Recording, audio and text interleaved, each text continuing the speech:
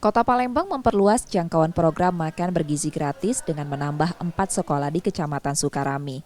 Salah satu sekolah yang kini menerima manfaat tersebut adalah SMK Negeri 7 Palembang yang juga menjadi proyek percontohan di lingkungan Dinas Pendidikan Provinsi Sumatera Selatan. PLT Kepala Dinas Pendidikan Sumsel bersama Kabid SMK Disdik Sumsel melakukan pemantauan distribusi MBG di SMK ini. Selain mengawasi proses penyaluran, juga memeriksa menu makanan yang diberikan dan memberikan himbauan pihak sekolah untuk menjaga kondusivitas selama pelaksanaan program. Ya, saya kira ini program yang luar biasa, program yang baik ya.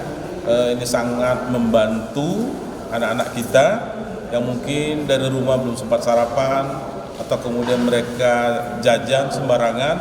Nah, kalau dengan adanya program ini saya rasa gizinya terjamin dan juga anak-anak terutama yang dari keluarga yang tidak mampu sangat terbantu dengan program ini.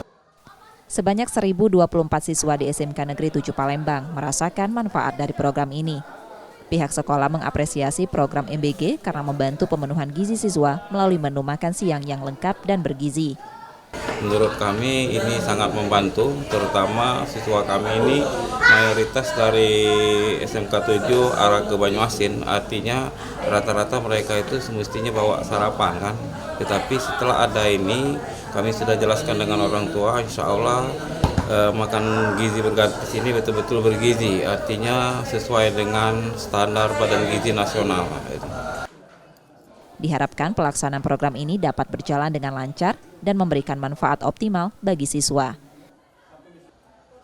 Muhammad Reza Pahlevi, Kompas TV, Palembang, Sumatera Selatan.